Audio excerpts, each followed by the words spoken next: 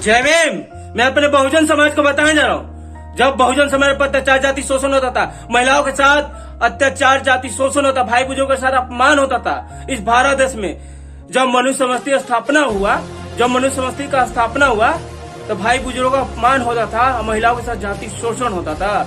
और इस भारत देश में चतुर्वर्ण व्यवस्था, वैश्य शूद्र क्षत्रिय 4 वर्ण में हमें बांटा गया। वैश्य शूद्र क्षत्रिय ब्राह्मण, और ये 4 वर्ण में बांटकर हमें और ये अपना पाखंडवाद चीज बताया गया साथियों, जो 6000 सालों से हमें बहुजन समाज पर अत्याचार, जाति शोषण, महिलाओं के साथ जाति शोषण, भाई बुजुर्गों का अपमान होता था साथियों। मैं वीडियो दिखाने जा रहा हूँ, आप ये वीडियो देखें और अपने हक अधिकार जानिए। जय भीम, जय भारत देश। भारतीय समाज ब्राह्मण, क्षत्रिय, वैश्य, शूद्र इन 4 वर्णों में विभाजित हुआ और सारा देश 6000 से भी ज्यादा जातियों में बंट गया। जाति व्यवस्था एकता और समानता के विरुद्ध है। हम शूद्र यानी ब्राह्मणों के गुलाम, हमारा क्या अपराध है? हमें क्यों अछूत, पिछड़े, अल्पसंख्यक, आदिवासी करार दे दिया गया? हमें इसका उत्तर खोजना है। इस खोज के दरमियान बनी ये फिल्म किसी भी जाति, वंश या वर्ण के खिलाफ नहीं, बल्कि सबके लिए समानता का दस्तावेज है। आइए इस खोज में आप भी हमारे साथ चलें।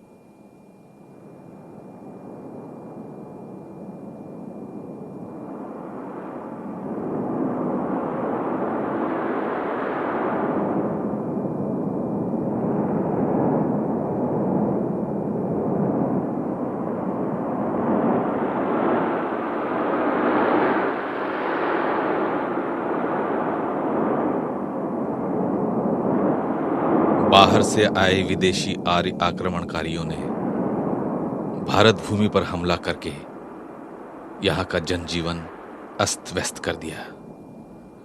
मूल निवासी अनार्यों के घर बार नगर उजाड़ दिए गए, उनकी साधन संपत्ति लूट ली गई, शिल्प और कलाकृतियां नष्ट कर दी गई, जनजीवन अस्त व्यस्त हो गया।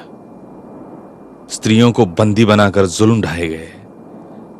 जिन्होंने आर्यों की आज्ञा का पालन नहीं किया, उनके सर धड़ से अलग कर दिए गए।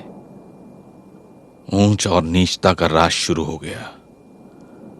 अनार्यों को बंदी बनाकर असुर एवं राक्षस घोषित कर दिया गया और स्वतंत्रता पूर्वक जी रहे मूल निवासियों को आर्यों ने कपट से अपना दास बना दिया। यही दास शूद्र कहलाए गए और आर्यों के गुलाम बनकर जीने लगे। आर्यों के आक्रमण से पहले कितना मंगलमय था यहां का वातावरण।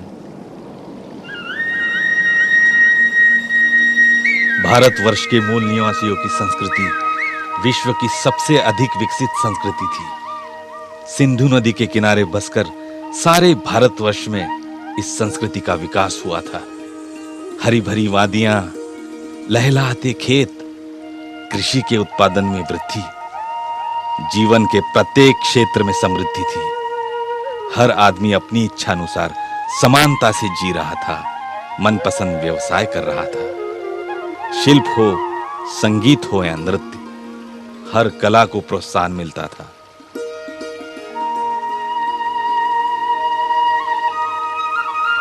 यहाँ के मूल निवासी तो हर प्रकार से सुखी थे।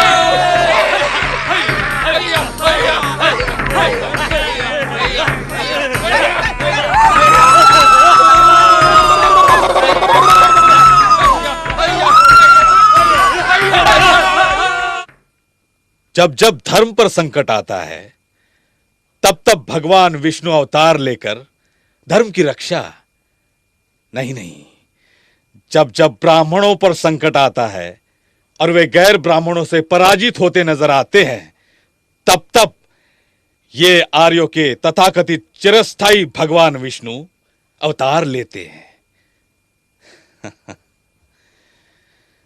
और पराक्रमी व बलशाली मूल निवासी राजाओं को कपट से मार डाला जाता है। साम दाम दंड भेद नीति द्वारा अनार्य के विद्रोह को नष्ट किया जाता है। काल्पनिक भगवान का डर लोगों में फैलाकर ब्राह्मण अपनी श्रेष्ठता को बचा लेते हैं और हर युग में नित नए विष्णु भगवान के अवतारों की कपोल कल्पित कहानियां गढ़ लेते हैं। चतुर्वर्ण व्यवस्था बनी रहे, इसलिए हर युग में एक अवतार, अवतार ही अवतार। दशावतार की श्रृंखला में तथाकथित भगवान विष्णु ने मत्स्यावतार नामक पहला अवतार लिया। कहा गया कि हैग्रीव नामक असुर ने ब्रह्मा के मुख से वेद वाक्य सुन लिए थे, इसीलिए मत्स्य अर्थात मछली का रूप लेकर भगवान विष्णु ने उसका वध कर डाला। किंतु सत्य यह है कि सागर किनारे दक्षिण भारत में असुरों की अर्थात द्रविड़ों की सभ्यता विकसित थी। प्रगतिशील द्रविड़ों को आर्यों का पाखंड नापसंद था, इस कारण उनमें अक्सर संघर्ष होता रहता था। तब आर्यों ने कपट से द्रविड़ों को वश में कर लिया उनके कपट पर पर्दा पड़ा रहे, इसीलिए मत्स्यावतार की कल्पित कहानी को प्रचारित किया गया। कूर्मावतार। पराक्रमी अनार्य राजा जब आर्यों पर हावी हुए तो आर्यों को उनका मुकाबला करना संभव नहीं था। आर्यों को अपनी हार होती नजर आ रही थी, इसीलिए संघर्ष के बजाय सुलह का रास्ता आर्यों ने अपनाया और कछुए की तरह शांत रहकर अनार्यों के साथ समझौता किया। यह समझौता सागर किनारे किया गया, इसीलिए इसे समुद्र मंथन का नाम दे दिया गया। अपनी हार को आर्यों ने मूल निवासियों के साथ समझौते में बदल दिया और कछुआ नीति के आधार पर किए गए आपातकालीन समझौते को कछुआ अर्थात कूर्मावतार कहकर प्रचारित किया।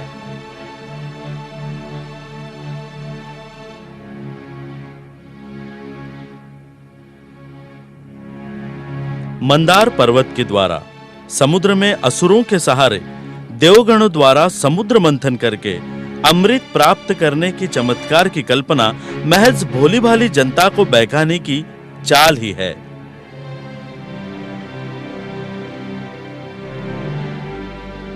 वराह अवतार। मूल निवासी राजा हिरण्याक्ष भारतीय भूमि का असली वारिस था।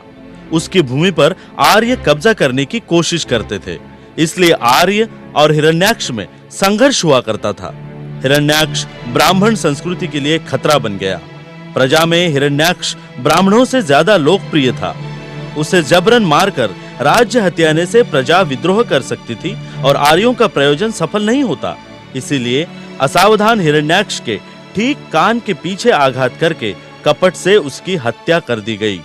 प्रजा विद्रोह ना करे, इसलिए भगवान विष्णु ने वराह का रूप लेकर हिरण्याक्ष को उसके पापों की सजा दी, ऐसी कथा प्रचारित की गई और सुअर अर्थात वराह अवतार का निर्माण किया गया और इस तरह आधारहीन कथा के सहारे लोगों को भ्रमित किया गया। नरसिंहावतार।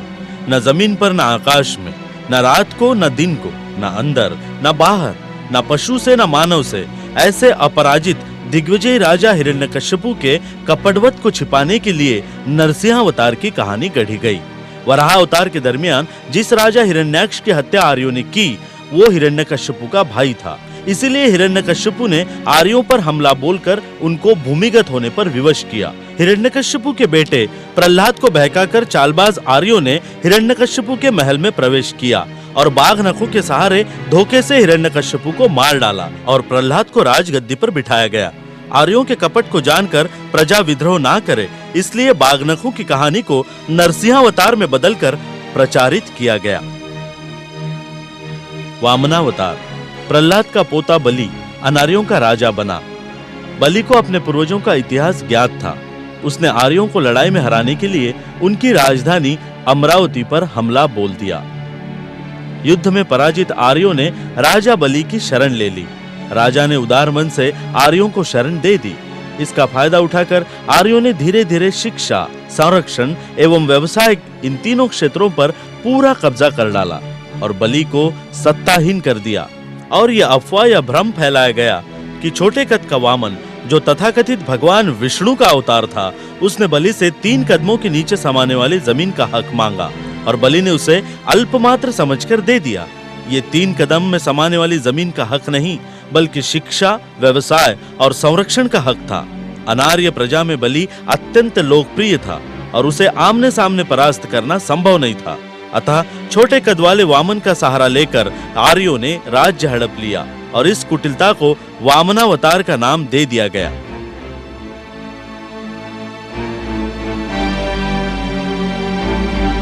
परशुराम अवतार।